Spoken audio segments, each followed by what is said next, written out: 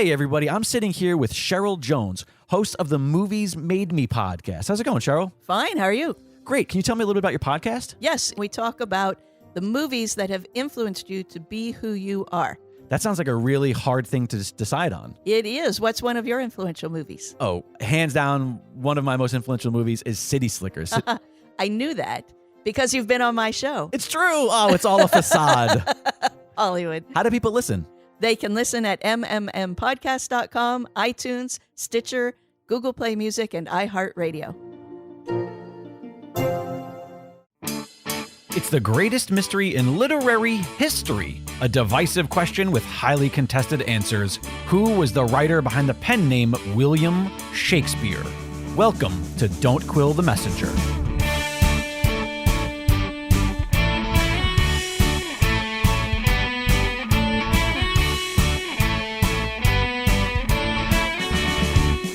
Here's your host, Stephen Sable. It's a great time to be an Oxfordian, especially with some of the great new research and new publications that have been coming out for the Oxfordian cause. Today we're going to ask some questions of our special guest, editor Dr. Roger Stritmatter, editor of the Poems of Edward de Vere, the 17th Earl of Oxford, and the Shakespeare Question Volume I, He That Takes the Pain to Pen the Book. Dr. Stritmatter is, of course, the illustrious university professor at Coppin State University, where he is a professor of humanities, and also the famous Oxfordian with regards to research on Oxford's Geneva Bible held by the Folger Library. And we're pleased to have him. Welcome, Roger. Hi, Stephen. It's great to be with you guys. Roger, I am holding in my giant Italian hands here a copy of this latest book, and I want to immediately talk about the Volume 1 subtitle, He That Takes the Pain to Pen the Book, because it seems to me like you, sir, are the man who took the pain to pen this book, and I'd like to talk a little bit about how painful that is, not only in the research and the compilation and the editing of it all and making sure it goes to print and is available to everyone, but also the painful aspect of the responses that you receive when you put out a book like this. Well, that's a great question, Stephen. And obviously, when I picked that title, it was with malice aforethought, having lived through about 25 years of the Oxfordian movement. The Orthodox Shakespeareans, unfortunately, seem to be more committed to maintaining the status quo than they are in fulfilling what I consider to be their moral obligation to lead the society in the discovery of new truths. I was amazed to see this poem that line is taken from. It's the first poem in the book that de Vere wrote, and if I may, I'll read you the whole 4 lines, the key 4 lines. So he that takes the pain to pen the book reaps not the gifts of goodly golden muse, but those gain that who on the work shall look, and from the sour the sweet by skill doth choose. Now, the idea of reading as being a picking out of the sweet parts and a leaving of the sour parts was pretty common in those days. But nevertheless, this poem is the earliest example in English that I am aware of. Now, it occurs to me that he may have got this from Chaucer, I'm not sure, but of a really fully developed version of what today we call reader response theory, namely the idea that no matter how much an author may want to control meaning, ultimately it's up to readers to decide, what they're going to pay attention to. Absolutely.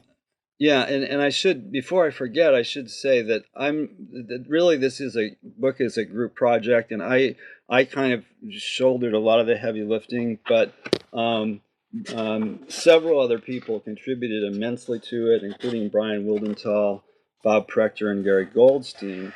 Brian as a co-editor of parts of the book, and Goldstein and Prechter in the two excellent essays that I reprinted in it that they had previously published on this topic.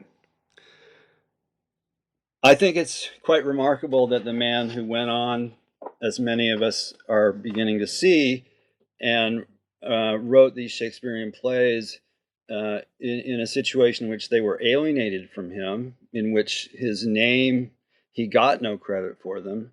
It's quite remarkable that this is one of the key poems in his early history in which he established his voice as a writer. It's almost prophetic in a way, at a pretty mythic level. As the reader goes through the book poem by poem and looks at the references that are listed here, I love how you list the structure of each of the poems. You give us the textual sources as to where the poem came from and why it's attributed to the Earl of Oxford. And then in the explanatory notes and the parallels that you point out, I think that the biggest question that comes to my mind as I go through is the transition from this juvenilia to what we now know as the Shakespeare canon.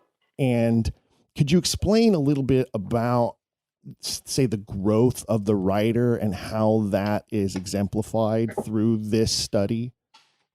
Well, that is another absolutely terrific, spot-on question. And I would say that, in fact, beginning to understand how that happens was, for me, the greatest gift that I received from coming in intimate contact with such a wide range of data. I mean, there are citations in here, quotations from every single Shakespeare play, multiple ones, which show, for example, the way a certain set of words accompanying a common idea will get translated and transmuted throughout Shakespeare. Now, the fact that it began in De Vere and then we can trace its many transformations throughout Shakespeare really does begin to give us a developmental window, especially if we have some reasonable idea about which Shakespearean plays come earlier and which come later. So,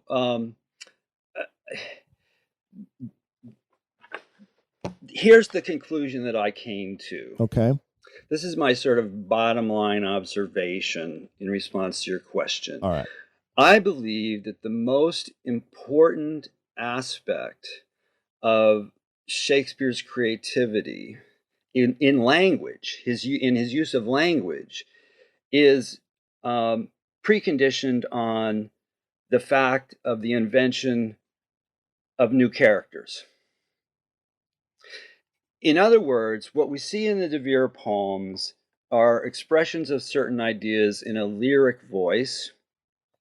And lyric poetry is almost by definition monovocal. There is a speaker in the poem. Sometimes there may be a dialogue. Absolutely. Sometimes there may be a couple of speakers.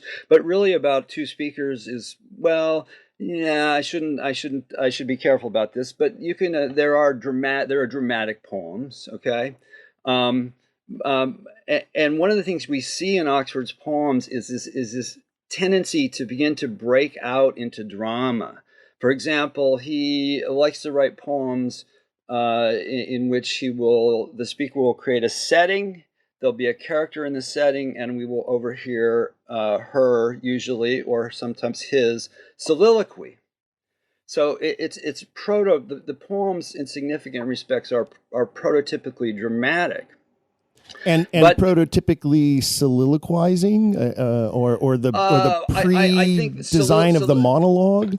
Soliloquy is a significant element. That actually, what we should say, stepping back a bit, is that the repertoire of different structures of poems used by Oxford is quite remarkable. They're quite varied. There's one poem that's a Shakespearean sonnet form, comparing love and tennis. And there are at least two or three that involve this kind of scene setting and soliloquizing. Okay, when you mentioned Shakespearean sonnet form, one of the things that I think a lot of listeners and a lot of people who know of Shakespeare, have studied Shakespeare, who maybe don't understand or realize or remember is how new the sonnet was at the time. And, that's true, right? And where does that come from that suddenly De Vere starts picking that up? Well, that's a good question that I'm not, I don't claim to be an expert on that by any stretch of the imagination, but I'm thinking that most likely it would be from the songs and sonnets of Surrey and Wyatt. Surrey having been, of course, De Vere's uncle. That's the most important, I think that's 1553 or 1554, so about when De Vere was about 3 or 4 years old, it was published. That really is and I don't know for sure if they use the Shakespearean sonnet form, but the ethos of the Shakespearean sonnet, its tendency towards autobiography and self-disclosure, and a voice of what John Thomas Loney called realism, poems written that at least convey the impression of sometimes being a direct translation of the author's own experience through the poem on paper. Right. But to go back to this point about the creation of characters, which is the underlying thing that I feel like I discovered, what you see in this book when you trace through the different variations of these phrases and words throughout Shakespeare is you see that each character is adapting the concept to his or her own situation. So what that suggests to me is that in the poems we're looking at it one step. The language is one step closer to autobiography than it is in the plays, because the language in the plays is mediated through the invention of multiple other characters, and that's what gives the writer the sort of creative license to keep pushing the boundaries of what he can do in language. He could never, so some of the things that these characters say, you would never hear in a lyric poem, because the person who wrote the poem would be regarded as a monster. But as soon as you create a character, then you've got a vector for the imagination, and the imagination is free to move into inhabiting that character. You have a culpable deniability by separating yourself from the words with this character, this persona. Exactly, and you have cognitive and creative freedom. So what that tells me is very interesting, because this correlates exactly and very precisely with the notion of the pseudonym, because the pseudonym does the same thing. And this is well documented in the history of use of pseudonyms, that one of the reasons that writers who use them do so is that they can creatively explore an alternative persona. So this is why writers like the Portuguese poet Fernando Pessoa, I was just rereading Alex McNeil's wonderful article about him. He wrote under as many as 75 different pseudonyms, some of which criticized books written by himself under other pseudonyms. So that's a P.T. Barnum move, isn't it? You put out an ad in the newspaper condemning your own show so that people will come to see it, right? Isn't that a famous story in Barnum's history? I think it could work that way for sure. But for him, it was not just a matter of self-promotion. It was also a matter of he had the use of the pseudonym gave him the same liberating influence that I just described in terms of the creation of the character, that in both cases, the imagination has room to move in directions that it would not if it was stuck in writing lyric poetry. I think that's one of the key terms in a lot of the way I feel about the works and about how they connect to De Vere's life. I think one of the key terms is what you just said, there's liberation. He was able to find that through his writing. And I think in the early poetry, we see him seeking a way to, in some ways, escape his own brain, if it could be phrased that way. Well, that's very interesting. That could be. That's a sort of a new thought for me. So I'd have to think about it before responding. But Yeah. The second volume, of course, is going to deal with some of the later poems that he probably wrote. So to see the whole, here's what I think: to see the whole trajectory of Shakespeare's creative development, we need at least three pieces in addition to the canonical Shakespeare plays. We need the quote unquote apocryphal plays, at least some of them, the ones that are definitely written by Shakespeare, like Edmund Ironside and Edward III, and Woodstock, first Richard II. Those plays we need. We need to be able to see those plays because that shows us what he was doing as a young man in drama. Famous Victories of Henry V That's is another one. an exceptional example, I think. Yeah, and that was attributed to Shakespeare actually in the 1950s by Seymour Pitcher. And also, Pitcher made a very interesting observation. He said that this play is so over the top in praising and in making prominent.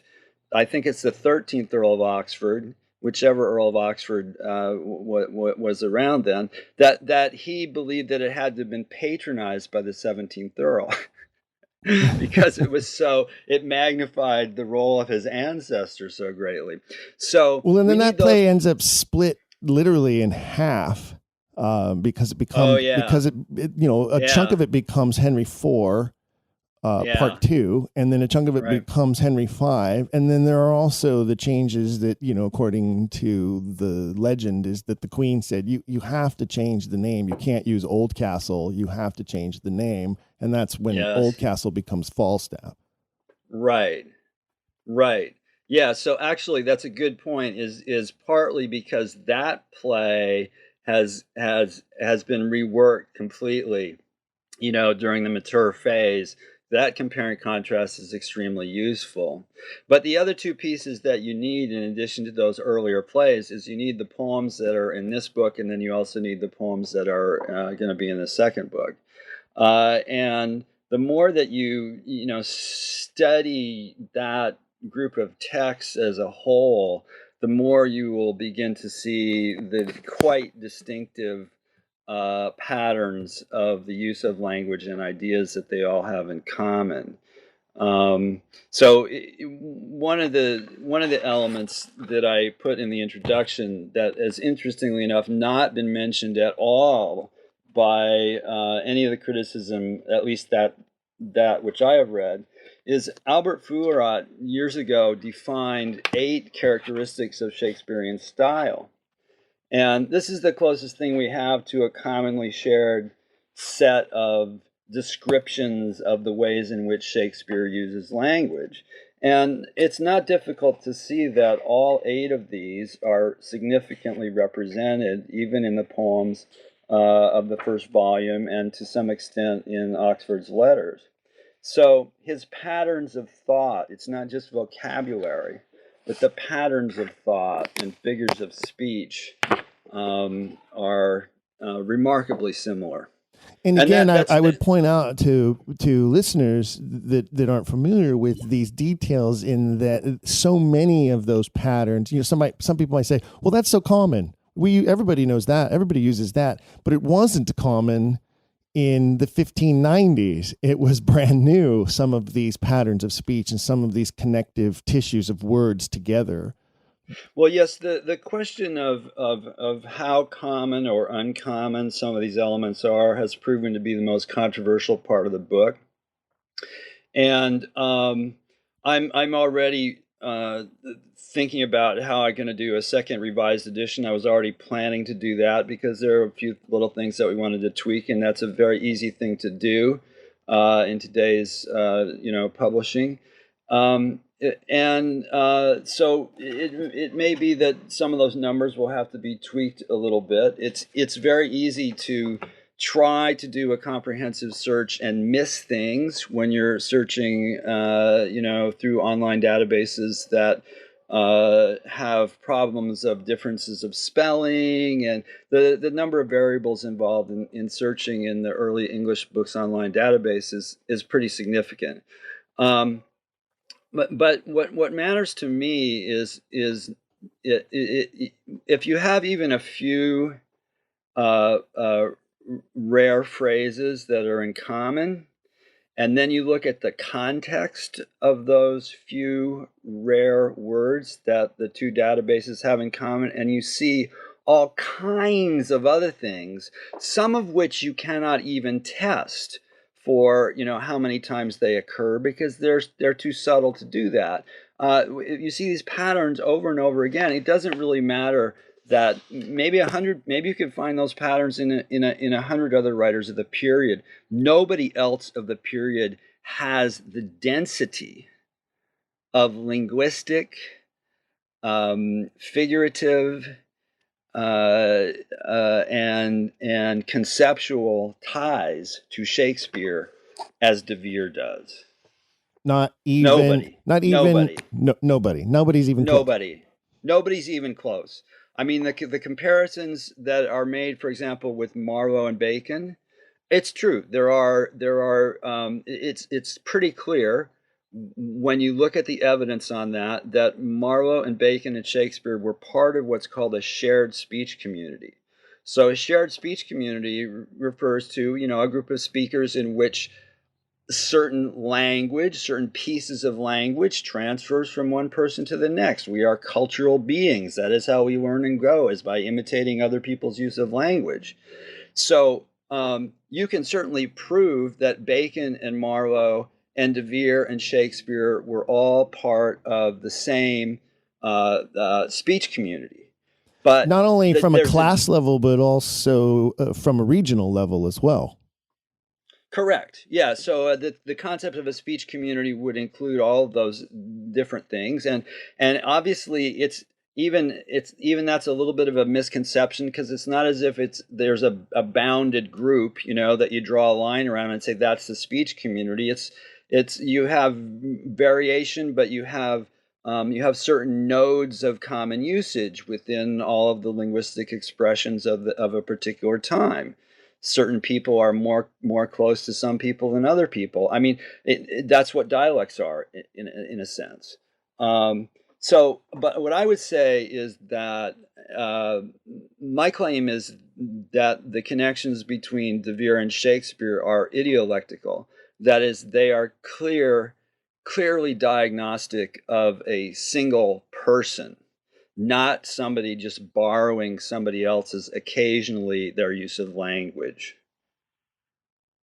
But the combinations of words, the combinations of abstract thought, and as you pointed out earlier, the beginnings of the development of character and speaking through a fictional voice to make the same point that you might make if you were speaking through your own voice. Right.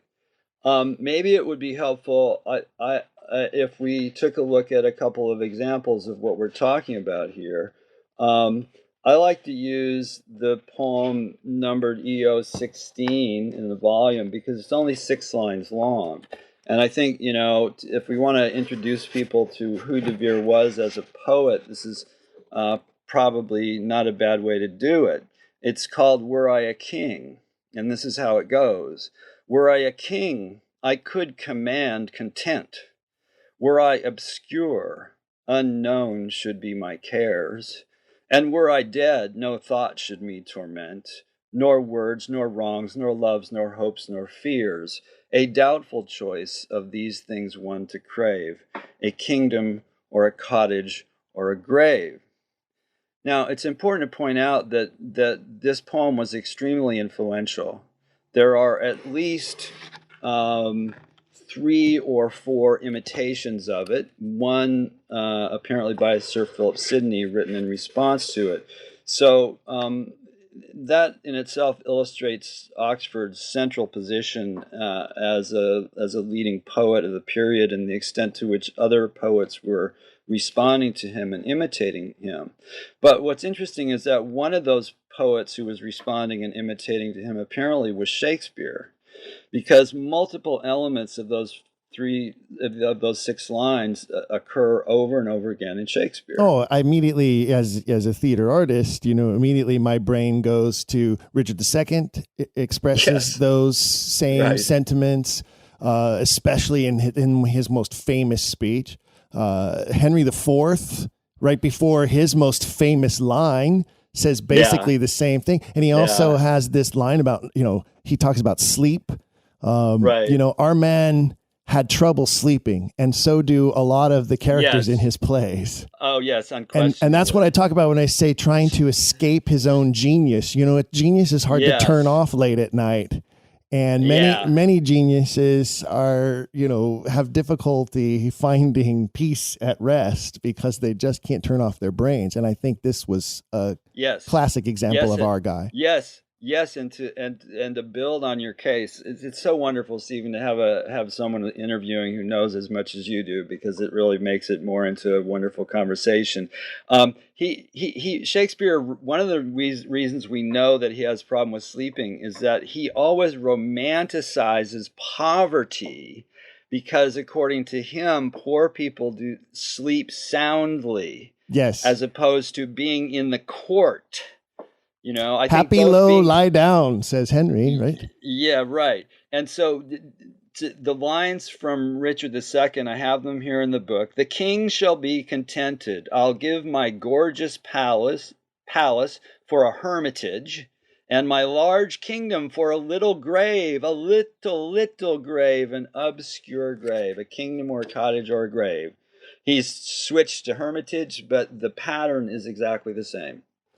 Now, and I don't, that's a difficult thing to count. There are a lot of examples that are similar to that in the book that it's hard to know how frequently those patterns might occur in other writers. But here's the bottom line. This book was written to disprove a widely repeated claim by some Orthodox Shakespeareans that there is absolutely nothing in the Earl of Oxford's poetry that connects him to Shakespeare. This is a patent falsehood. We can argue about how much is enough. We can argue about what do these patterns really mean. Maybe, you can certainly argue that they can be explained on the same basis that I just explained Christopher Marlowe and Francis Bacon's connection to Shakespeare as the basis of a shared, a speech community. I don't think so, but you can make that argument. But the argument that you cannot make without becoming a fool is that there are no connections here. I absolutely agree with that, and I think it has been for the longest time a Stratfordian tactic to dismiss De Vere as having been a terrible poet and a terrible playwright, and there's no way that he could have possibly been as good as to one day have developed and become Shakespeare. And I think even the record itself demonstrates how false that is when you look at how often he was praised in print, even for being, as one of the famous quotes, the best for comedy even. Right. And the question I think that probably a lot of people would have then, and to play a little devil's advocate, is the longest entry in the book, the longest poem by De Vere is 48 lines. Yeah. How does he jump from, his epic work of 48 lines into something like Venus and Adonis or Lucrece, which are both referenced quite often in the book? Yeah. Well, one of the things that's going to be in volume 2 is a table that's going to count all of the references to the different Shakespeare texts in the 2 volumes. I decided not to try to do it for, separately, but for both volumes at the end, because I don't even know what the accurate counts are right now. But it's very interesting when you do that, because the 3 most commonly cited texts are Rape of Lucrece, Venus and Adonis, and the Sonnets. So you ask, well, why is that? Well, the quick and easy answer is it's genre. Those are all poems. So that makes sense. What comes next, though, is really problematic for the Stratfordians, because it turns out that all 3 of the Henry VI plays end up in the top 6 or 7, especially third Henry VI. So, and then as you move down the list, with a few interesting exceptions, the later plays show the smallest number of congruences with De Vere. So I would suggest that this is a way of actually confirming the hypothesis that the data are telling us that this is all one writer, because everybody knows that those Henry VI plays, if not the earliest, are certainly among the earliest canonical Shakespeare plays that we have. They show many features of a primitive character. I don't mean that they're not great plays. They're amazing plays. They're amazing. They're his sociological studies of power, and they're brilliant. But the poetics is primitive. Yes, and they also set the foundational storytelling of the later history plays as well. And I think if you take the history plays in an arc, placing Henry VIII obviously at the very end, you do get sort of a bell curve of quality within the history plays when you put them in that order. Except for Henry VIII. Right, that one's at the very bottom. It's at the bottom of the bell curve, even though it's the last of the plays. Yeah, and I don't know why. That is. That is, I believe, going to turn out to be the one with the lowest number of hits.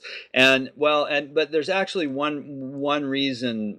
I'm still debating how to approach that, because there are claims made for shared authorship on that play, and I'm. Wow, I don't think those are correct, but I certainly can see why people are making that argument on that play. Well, let's touch on the shared authorship issue for just a moment, because when you talked earlier and you say nobody comes close, not Marlowe, not Bacon. What about those members of what I like to call De Vere's Algonquin Club, the Fisher Follies, the Fisher's Folly gang? What about the writings of Munday and Lilly and Fletcher? Do they have any hits? Do they connect to the Shakespeare tissue any better than Marlowe or Bacon? Well, I honestly cannot speak with any informed knowledge about the Fletcher question, because I do not know Fletcher's work as well as I know the work of the members of the Algonquin Club, of which Fletcher was not one. In Volume 2, in the course of doing the research for this, it became apparent to me that there are problems of attribution that have to do with that Fisher's Folly speech community, at which, as you know, De Vere was patronizing people like Thomas Watson and Lilly and Green.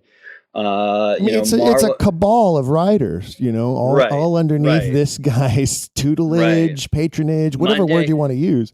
Yeah, Munday, Churchyard. Churchyard was probably the first of them. So what I believe is that there is a significant amount of De Vere's lyric poetry that has been confused with being the work of some of his associates.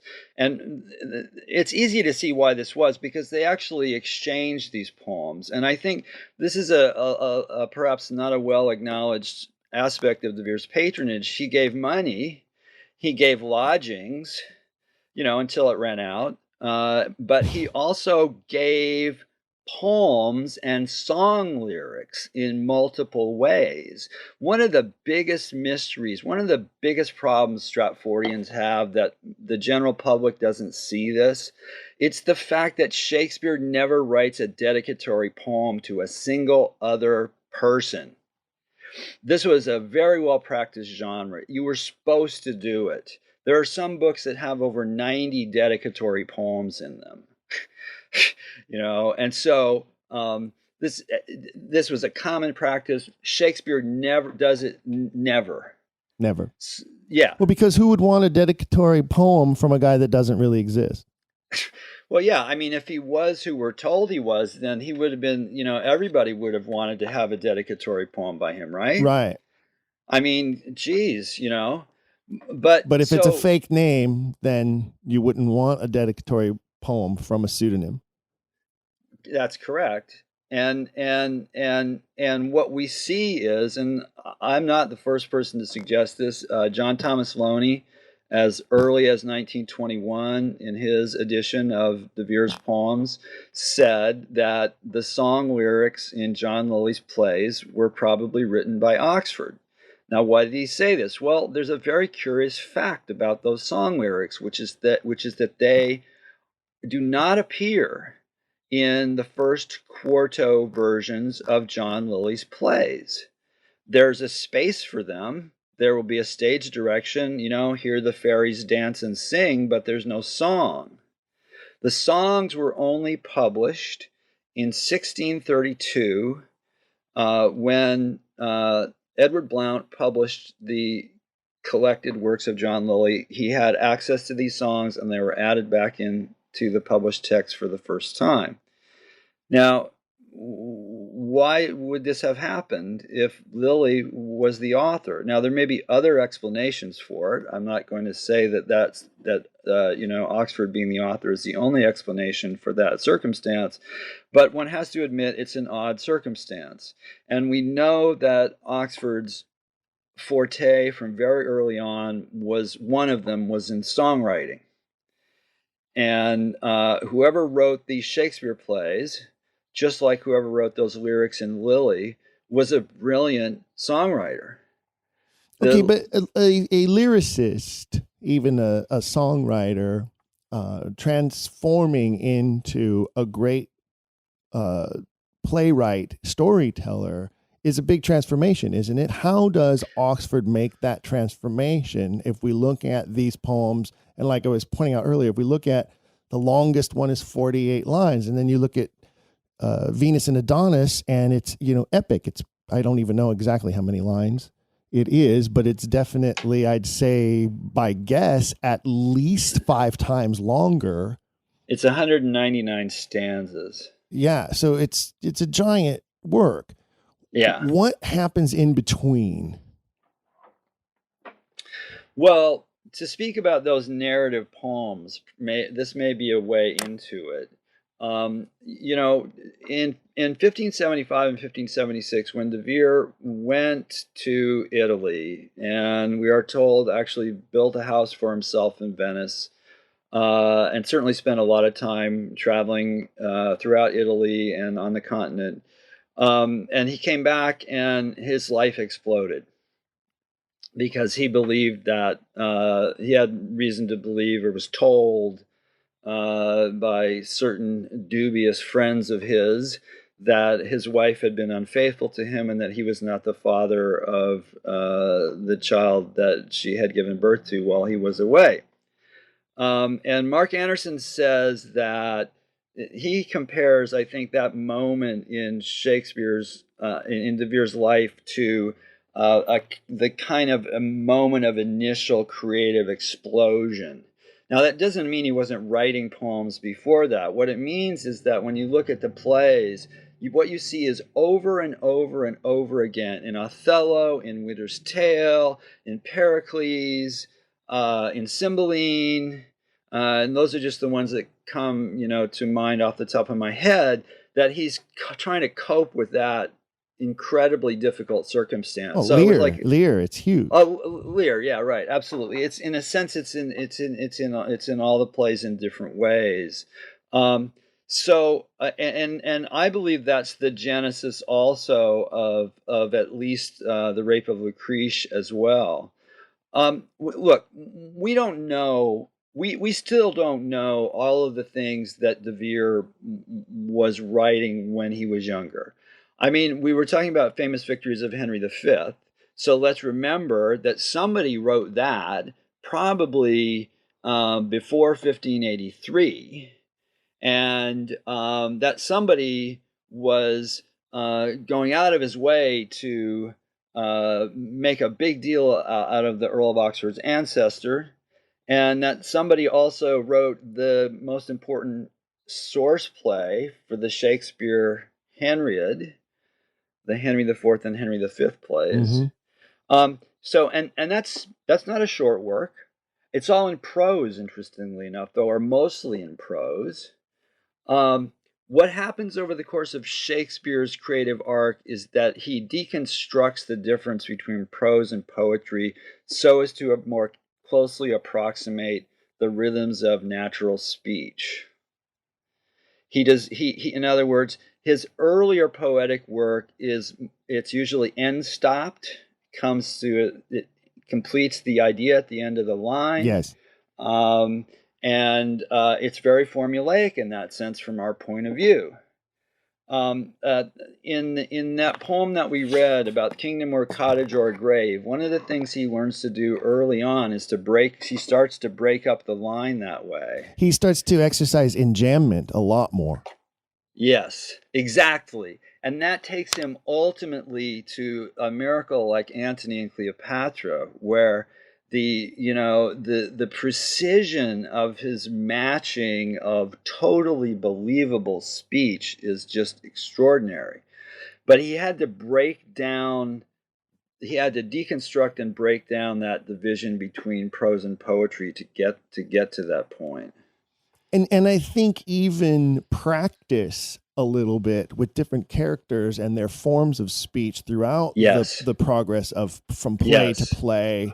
And you can see him playing with where he wants to use a trochaic line to break up the way the speech lands, or the way he does use enjambment and then throws Caesare in for effect as well. I mean, it really or shortens a line by even one syllable. He and actors that I work with go crazy. Like, there's a missing beat here. Where is the beat? Sometimes the missing beat is on purpose. It's not a mistake. Here's my favorite example of that. This is from Venus and Adonis. Even as the wind is hushed before it raineth, or as the wolf doth grin before he barketh, or as the berry breaks before it staineth, or like the deadly bullet of a gun, his meaning struck her ere his words begun. And the shortest line, both visually and syllabically, in there is like the deadly bullet of a gun. That's not a mistake or a coincidence. No, he puts there's that beat for effect. Yeah. And, it's one of the things that I always talk to actors about is when people talk all the time about the absence of stage direction in Shakespeare. And I say, don't you understand one of the reasons why we love this guy so much is because he's so brilliant at putting the stage direction right into the line. Right. With that use of the meter, with that empty missing beat, or where he sticks the caesura in the line. And for those listeners who don't know what caesurae are, it's punctuation in the middle of a line of verse. And as a producer director, I teach actors how to use those caesurae as their action points for their choices, for their physical choices on the stage. How nice. And I believe that's why he puts them there. Yeah. If you look at, we talked about Henry IV a moment ago, and if you look at Henry's final speech to Hal, it is loaded with caesurae. And in my interpretation, those caesurae are there to inform the actor of when to have moments of illness, because at the end of that speech, you die. Yeah. And you can't just die out of nowhere. So we have to have a cough here and an ache or a pain there. We have to see the stroke that's eventually about to happen, starting to happen through the speech. And that's how brilliant the writer is in putting those moments in for the actor to use. Right. He develops that further and further through his writing, I think. Yeah, I think you're out. Yes, that's correct. I would agree with that definitely. I do. This is part of what I find mysterious about the Stratfordian chronology, is that they want to put plays like Timon of Athens and Cymbeline and Pericles at the very end of his career, and that just doesn't work for me. They're discordant. If the trend that we've been describing is real, those plays are out of place.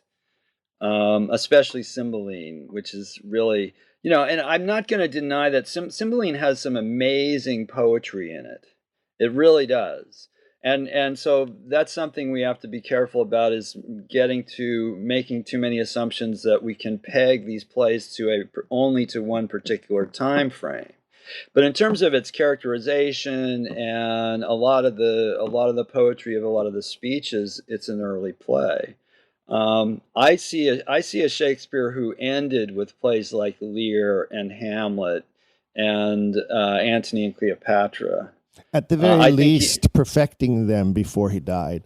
Right, exactly. He may have worked on them for a very long time before that. I believe that's true. Yeah, I don't think we have any idea how long these plays were worked on, and what evidence we do have suggests a very long time. I mean, we have the 3 different texts of Hamlet, for example, and the first quarto is either an abominably corrupt transmission, or it's an early draft. And the early draft theory, to me, wins hands down.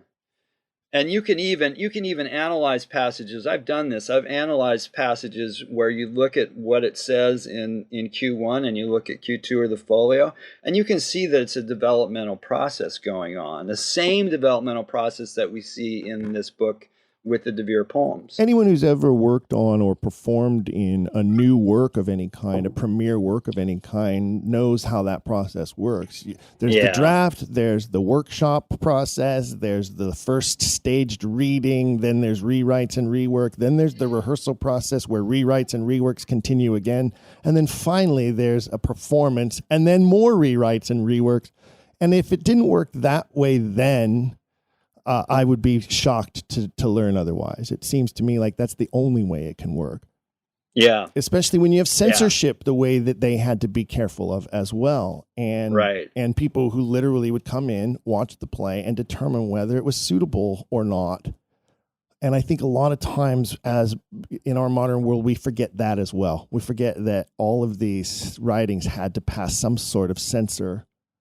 Right. That particular test, the idea that plays had to be censored before performance, only became law in England in 1589, and it was in response to the Martin Marprelate situation, where some of the actors, including the Queen's Men, which was probably being run by John Lilly and the Earl of Oxford at that time, were overly rambunctious in pillaring on the stage this Puritan pamphlet writer, Martin Marprelate, writing under a pseudonym, of course.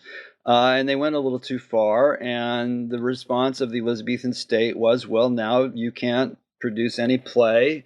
You can't be. There was already censorship for publication, but censorship for performance was instituted in a more rigorous way at that time. And which is why Hamlet, when he gives instructions to the clown, says, don't say anything that's not set down for you. Because that's how they would get around the censorship, right? They would perform one version for the censor, and then they would modify it if they wanted to.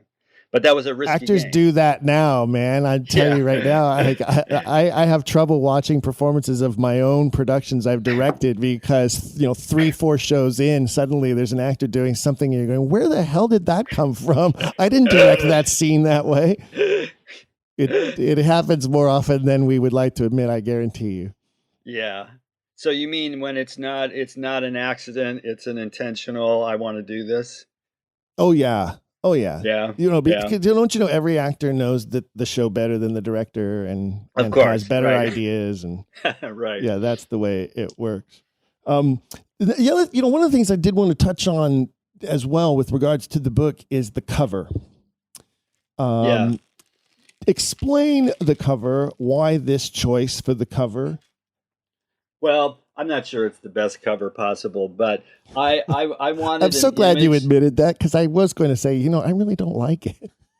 Well, yeah, and you're not the only one. Okay, good. I'm not a professional designer, but I like doing design. First of all, I should say that the little baubles are supposed to be forming a question mark. I see that now. Yeah, okay. Yes, it seems like one's missing, though. Possibly. Oh, you mean it needs one more at the end? Yes, it does. Yeah, that's a good point. That's a good point.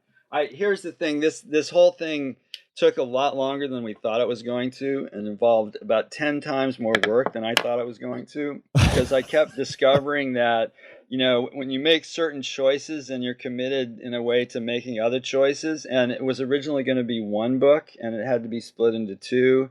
And we were trying to get it out, as you know, in time for April 23rd. And so the second volume, I don't know when it's going to come out now. It's really basically almost ready, but I want to go a little bit slower at the last minute on that, because we're not trying to meet a specific deadline. So, yeah, I mean, and we're going to change the cover for the reprint, where it's going to have some changes introduced into it.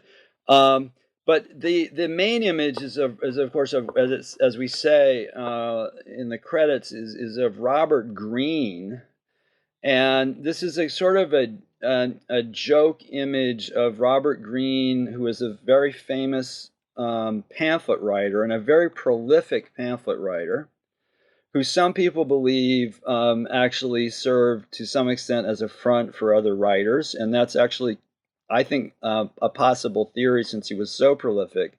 But also, not only was he prolific during his lifetime, but after he died, there were several things written with his name on them. Books with titles such as Robert Greene's News from Heaven and Hell, or News from Hell, stuff like that. So people were playing fast and loose with his name after he died. And I think that this engraving is sort of a parody about that, because it shows him writing in this sackcloth, which is really a death. That's a death.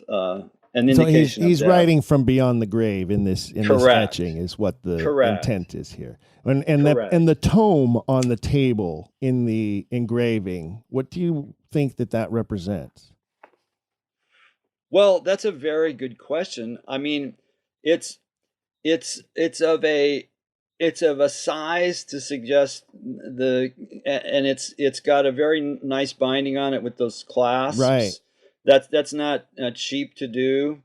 So it could be intended to be a Bible. I don't know. That's a very good question. I really hadn't looked at it that closely. It's a really thick book, and it's leather strap bound, and that would be indicative of Bibles of the day. It would be, yes. Although maybe not only Bibles. But then you would wonder why there isn't a cross on it if it were a Bible. Well, the thing about Greene that you have to realize is that he was in a long-running debate with Gabriel Harvey that was a very, very bitter pamphlet war. It grew out of the Martin Marprelate fiasco of 1598, and it continued throughout.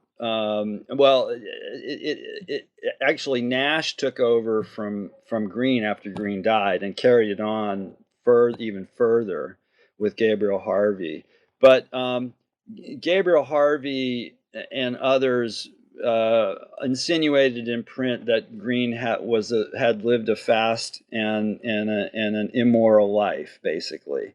He was one of those immoral pamphlet writers. He wrote a lot of stuff about, a lot of the stuff he wrote was romances. And so he was writing about love and about sex in a way that was a little too, honest for some readers of the day. Did he have pictures of Fabio on the cover of his books? Like I don't know, but he yeah, so he was by the time he died, he was notorious. But the other thing is that near the end of his life, he was fighting Edward Alleyne, who was one of the leading theater entrepreneurs of the day. And basically, Edward Alleyne became extremely wealthy in the early theater, and for that reason was deeply resented by a lot of others around him, including actors and writers. And Robert Greene really detested Edward Alleyne, and there was a bitter feud going on between the two of them right before Greene died. Who did this engraving? Do we know? That's the artist? this is again something that needs to be added. is that I should give a little more detail on that. And normally I give exact sources where things came from. In this particular case, all it says in the book is that it's identified as Robert Greene. I'll have to find that out and add that. Well, because the other That's a thing I good think is, point. you know, obviously if it's meant to be facetious that he's writing from the grave, but one of the Yes. things that I love about it is that has to be the largest inkwell in the history of the universe on his desk That's true. there. And I That's wonder if true. that's another little statement that the engraver is making, that, oh yeah, he's writing from the grave and he has ton of ink available to I him. think you're right. That's very good. I think you're absolutely right. It's very normal for us to not to pay sufficient attention to the details of these types of images. Elizabethans had a very powerful visual sense of humor. You know the one about, have you seen the image of we three? We three. You know that? Uh, Yeah. So this is an Elizabethan visual joke. It's an image that shows two fools, and the caption says, "Have you seen the picture of we three?" Oh, Which means which means that including you. if you're looking at this, you're a fool. Right. So yeah, I think you got a point there about the size of the ink pot there. It's I think giant. It's giant in comparison to the Bible next to it. It would be huge. Yeah, right. You're absolutely right. It's totally That's not arbitrary. No, Yeah. I can't believe that that's arbitrary. This is the reason I picked this is that it is the largest or best image that I know of, contemporaneous Elizabethan or even Jacobean image of somebody sitting there writing. There may be other similar images, but this was the one that was familiar to me. Okay, so the next thing I would put to you is that he's writing in Hebrew,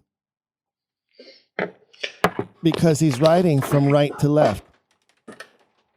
Wow. Holy smokes.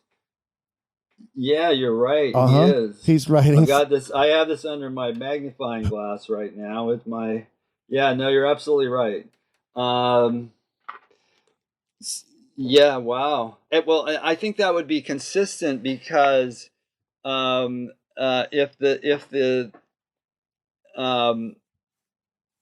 the engraver is sympathetic with Robert Greene, all of that makes sense. Well, the engraver is certainly making a very specific point. This immoral writer of love romances is actually a Hebrew scholar, and look at that ink pot. Oh boy, Gabriel Harvey, watch out. Yeah. That's what it says to me. Now that you've looked more closely at the details. Well, that's my wife says that I'm over observant sometimes. So, but I tell her it's an attribute that comes from producing and directing plays and a stage image in a picture and not doing anything arbitrarily. And Elizabethans did not do anything arbitrarily. I tell people all the time, our writer did not do anything arbitrarily. With more than 30,000 words available to his vocabulary, when he gave you these words to speak at this moment, he did it on purpose. Right. Absolutely. No, and I think you can tell your wife from me that I myself had not looked at as carefully at those details, and I thought that you made a fully persuasive case for significant detail that I was taking for granted. But I was able to come to that conclusion fairly quickly because there are other images that I have looked at as closely as you are looking at this one. And so I know full well the immense care and it's true of literary allusions as well. Here's the ironic thing about the situation we're in right now is that we do not understand Elizabethan and Jacobean writers about Shakespeare and about other things because we think we're so much smarter than they are. And I just don't think it's so. I agree with that. We're smarter in different ways, but they were smarter in ways that are invisible to us because, like, we say, oh, that was just numerology. No, I mean, you're talking about a culture that was absolutely steeped in Pythagorean belief in the mystical value of number. And they use number to convey all kinds of interesting ideas, but we don't pay attention to it because we think that's superstition.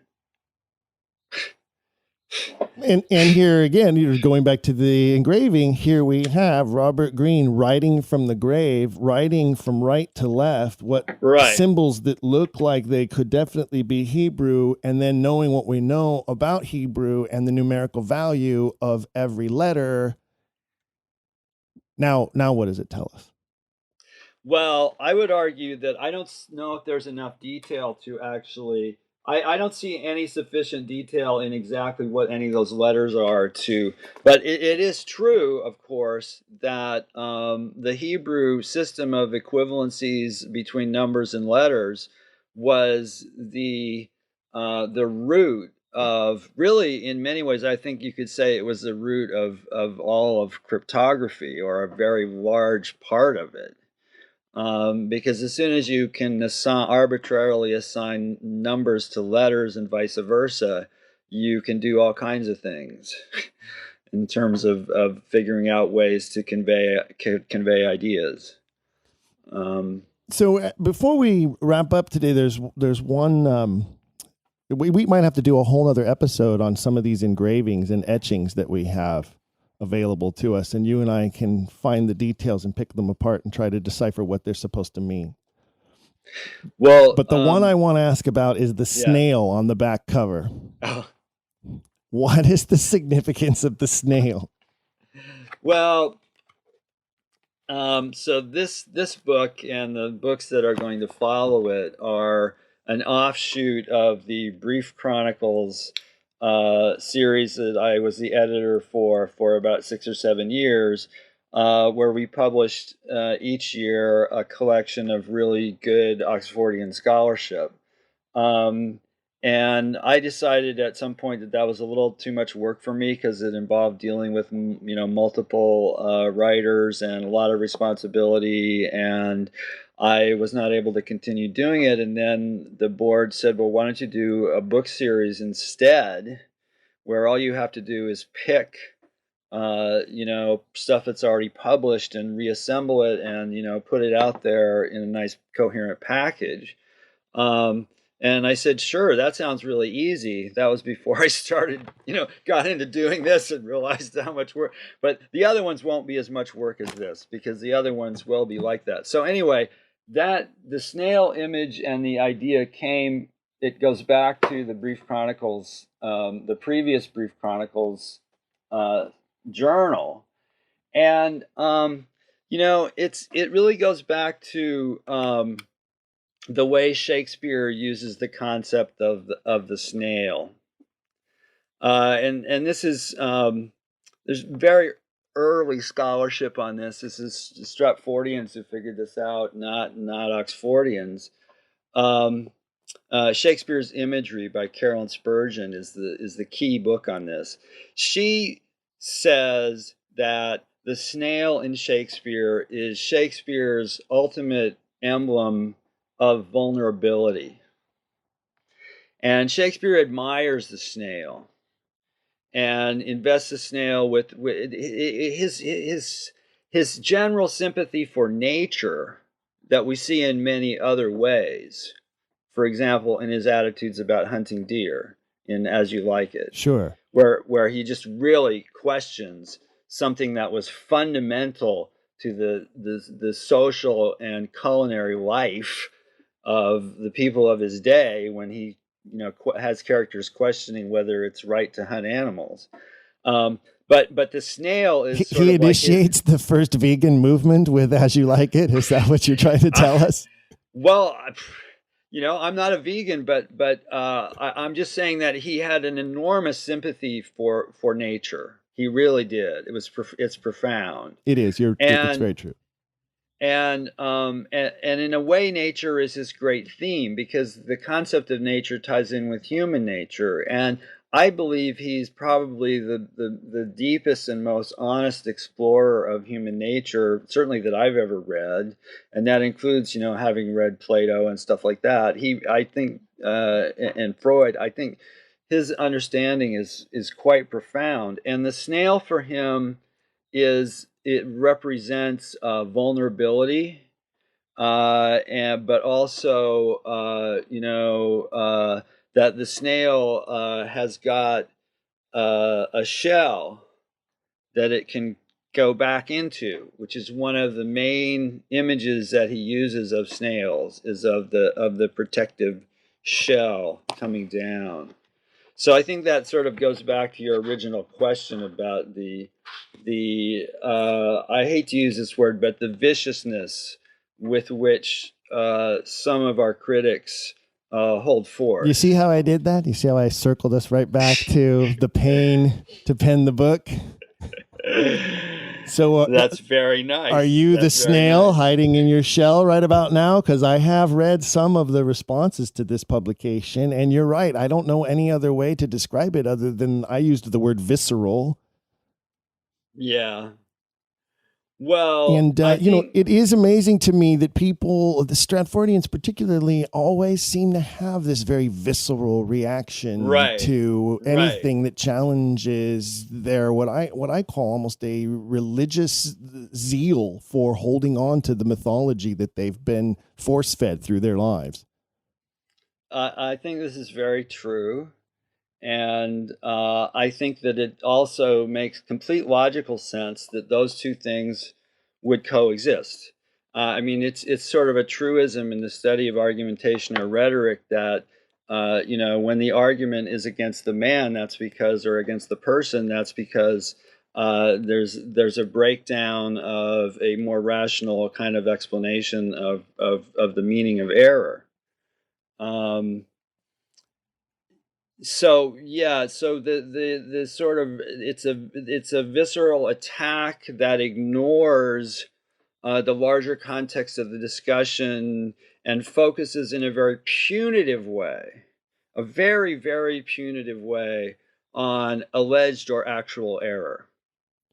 And we know that error is part of the human condition. At least we Oxfordians know that. I'm not sure that some of the people who are criticizing our work are aware that they themselves may happen to be fallible human beings who may want to give some mercy, lest no one show them any mercy, when we have a bigger perspective. Certainly. Which is one of Shakespeare's lessons, is that you really should be willing to do that. He goes back to that particular Bible verse many times. Well, as you well know, the theme of our program here is to inspire the asking of questions and to inspire our listeners to continue to ask questions. I think one of the things that happens with Oxfordian scholarship quite often is it can often raise more questions than it answers. But I think that that's what leads us to the answers ultimately and in the long run. And I think this book has been a long time coming when it comes to what I consider the lexicon of Oxfordian literature. And I think it will serve to go a long way to answer some questions to others who have discovered our program or have discovered the Shakespeare Oxford Fellowship, either through our program or through other outreach efforts, and are curious about who Edward de Vere was, not only as an aristocrat and as I think some of the most important parts of his life, as a husband and a father, or as a terrible husband and a terrible father who becomes a better husband and a better father. Yes. I think finding him as a poet is a great way to immerse yourself in his early life as an artist. And I think that this book does a great job in doing that. And I encourage everybody to go out and find it on Amazon, because that's where they can find it. And it's an easy read, and you can go through it poem by poem. As Roger mentioned, there'll be a second revised edition coming with a different cover, but please include this image somewhere inside the book now that we have dissected it. Oh yeah. Well, what do you think about would you like it better just without the baubles?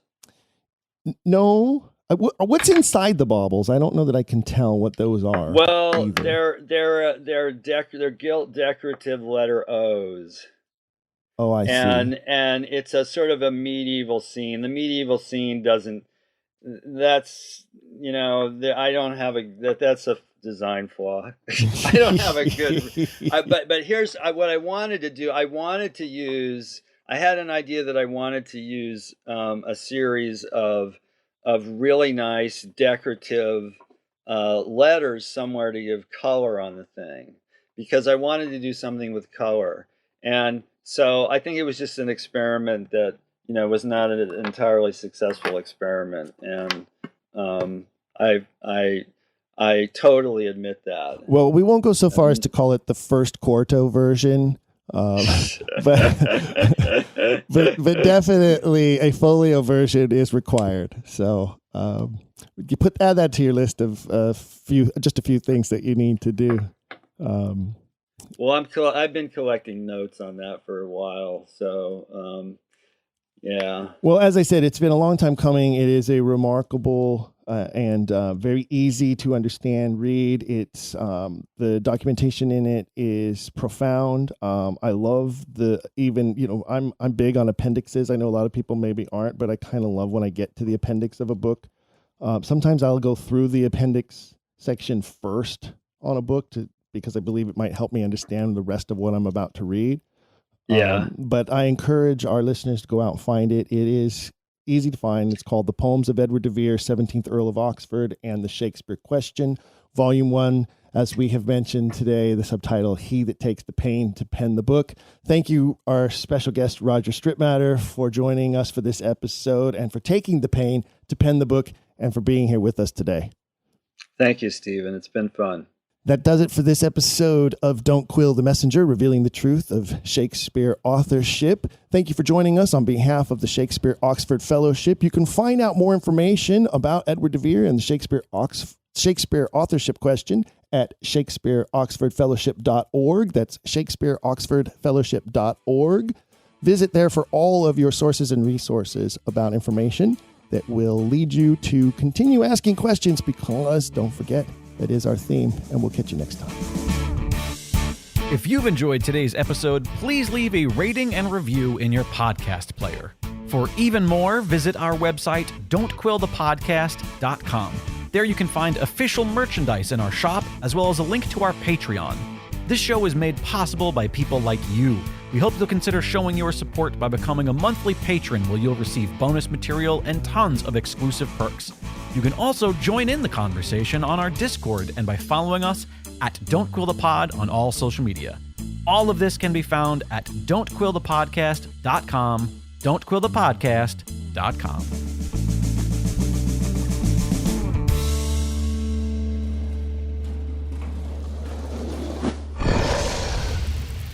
It's Dragon Wagon.